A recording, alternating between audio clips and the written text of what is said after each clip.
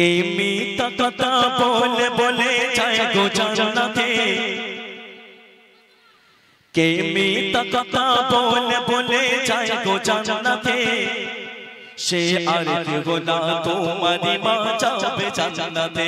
জোরে হোক সুবহানাল্লাহ। মা মিথ্যা কথা বলে বলে জান্নাতে যাবে। কেমন মিথ্যা কথা? সন্তানের শরীরটা খারাপ, অত্যাধিক জ্বর, 200 উঠে গেছে মিটার, জ্বর খুব। এখন মা হসপিটালে ভর্তি করে দিয়েছে। 10 দিন ছিল সন্তান, মা দেখাশোনা করেছে, যাওয়া আসা। শেষের দিনে সন্তান যখন একটু সুস্থ হয়েছে, মায়ের কাছে বায়না করছে, মা আমি একটা জিনিস খাবো, আপনি দেবেন? আমি তো আপনার কাছে অনেকদিন ছিলাম না, তো বাবা বল, আমার কলিজা কেটে তোকে আমি দিয়ে দেবো। সেই সন্তান মাকে বলছে যে মা আমাকে একটা আইসক্রিম দিন। মা কি দেবে? মা কি দেবে? মা দেবে না। মা জানে ওটা দিলে আবারও সন্তানের শরীর খারাপ হতে পারে। মা কি বলছে জানেন? বলছে আমার কাছে টাকা নেই বাবা, কিন্তু মায়ের কাছে টাকা আছে। টাকা থাকার সত্ত্বেও সন্তানকে মিথ্যা কথা বললো। এই মিথ্যা কথা কি জায়েজ আছে না জায়েজ নাই বাবা?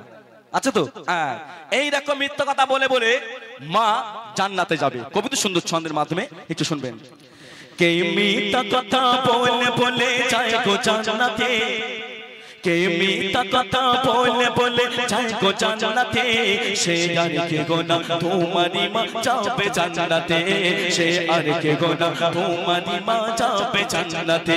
যার মিথ্যা কথা আল্লাহ তাআলা দেয় ক্ষমা করে, যার মিথ্যা কথা আল্লাহ তাআলা দেয় ক্ষমা করে, তাহলে বোঝো মায়ের সম্মান কত দূরে, তাহলে বোঝো মায়ের সম্মান কত দূরে। কে মিথ্যা কথা বলে বলে যায় গো জান্নাতে, কে মিথ্যা কথা বলে বলে যায় গো জান্নাতে, সে আর কে গো না তোমারই মা যাবে জান্নাতে, সে আর কে গো না তোমারই মা যাবে জান্নাতে। সন্তানের মুখে দেয় গো খাবার, মা নিজে ফুকায় থেকে। আরেকটা মিথ্যা কথা, মায়ের ঘরে অল্প একটু রান্না আছে হাঁড়িতে, সন্তানকে দিয়ে দিয়েছে, মায়ের কাছে আর খাবার নেই। সন্তান দেখছে যে হাঁড়িতে অল্প একটু রান্না আছে, মা সন্তানকে ওটা দিয়ে দিল। মাকে বলছে মা আমি দুপুরে আমি আবার আসবো টিফিনে, একটু ভাত তুমি রেখে দিও। সব ভাত সন্তানকে দিয়ে দিয়েছে যাবার সময়। যখন এলেন দুপুর বেলাতে স্কুল থেকে, মা কে বলছে যে মা তুমি কি খেয়েছো? বলছে হ্যাঁ আমি খেয়ে নিয়েছি বেটা, তুমি খেয়ে নাও। সেই খাবারটুকু সন্তানকে দিয়ে দিল। মা কিন্তু সন্তানের সঙ্গে মিথ্যা কথা বললো। মা দেখছে সন্তান ভুকায় যদি তার শরীরটা খারাপ হয়ে যায়, সে যদি অসুস্থ হয়ে পড়ে, এইরকম মিথ্যা কথা বলে বলে মা জান্নাত যাবে। মা হাঁড়িতে রান্না খাবার নেই, তাও বলছে আমি খেয়ে নিয়েছি, অথচ মা খায়নি। কবিতা সুন্দর ছন্দের মাধ্যমে একটু শুনবেন। সন্তানের মুখে দেয় গো খাবার, মা নিজে ভুকায় থেকে, সন্তান বলে খাও না খাবার, বলে আমার নাই খিদে। একটু শুনে, সন্তানের মুখে দেয় গো খাবার, মা নিজে কোথায় থেকে, সন্তান বলে খাও না খাবার, বলে আমার নাই খিদে, সন্তান বলে খাও না খাবার, বলে আমার নাই খিদে। যার মিথ্যা কথা, যার মিথ্যা কথা আল্লাহ তাআলা দেয় ক্ষমা করে, যার মিথ্যা কথা আল্লাহ তাআলা দেয় ক্ষমা করে, তাহলে বোঝো মায়ের সম্মান কত দূরে, তাহলে বোঝো মায়ের সম্মান কত দূরে।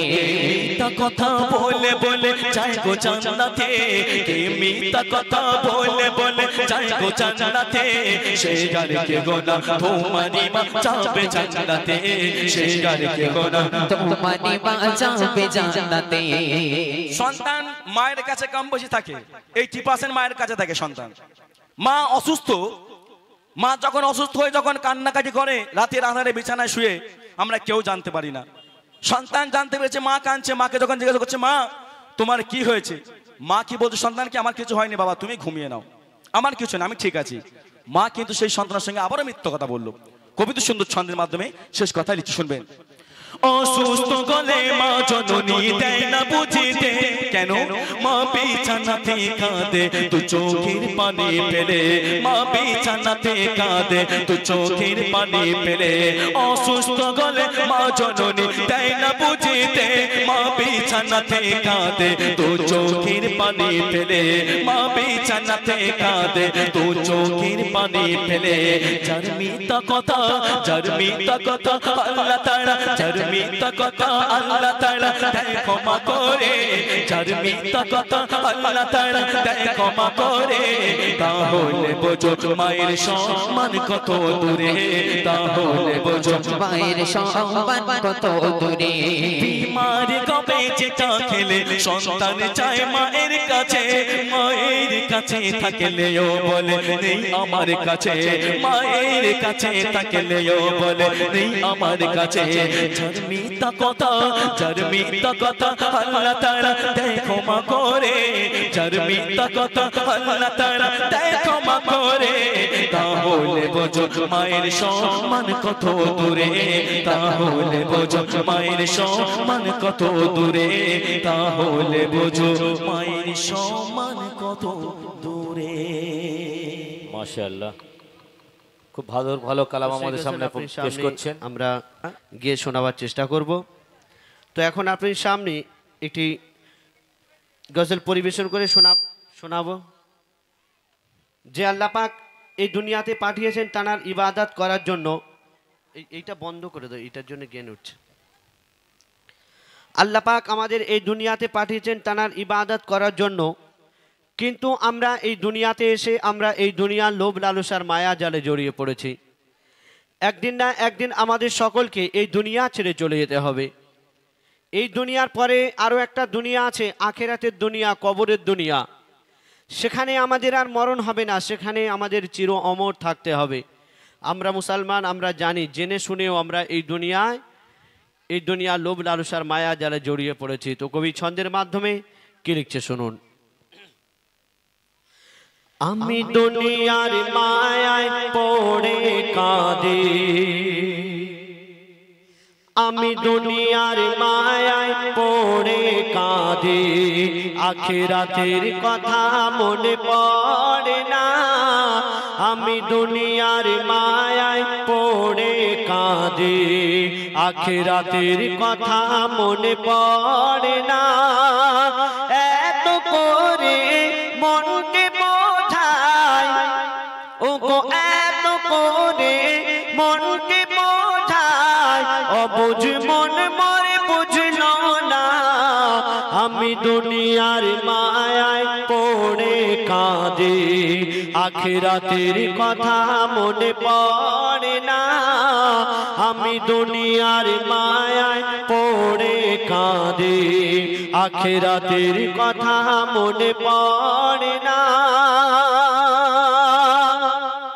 আমি আপনি যেদিন মারা যাব আমাদের মাথার কাছে এসে আমাদের আত্মীয় স্বজন বিবি বাচ্চা সবাই কাঁদবে কিন্তু এই কান্না দেখে এই দুনিয়া তখন হাসবে কেন তুমি দুনিয়া দুনিয়া করে পাগল হয়ে গিয়েছিলে কিন্তু এই দুনিয়ার কিছুই তুমি সঙ্গে নিয়ে যেতে পারবে না তো বলছে শুনুন হে দুনিয়া বড় জালিম ও ভাই হে দুনিয়া বড় জালিম ও ভাই একে এত ভালো বেশোনা একে এত ভালো বেশোনা যতই তুমি ভালোবাসো আপন কোনো দিন হবে না আপন কোনো দিন হবে না তবে তোমার লাশকে ধরে যখন কাঁদে সবাই তোমার লাশকে ধরে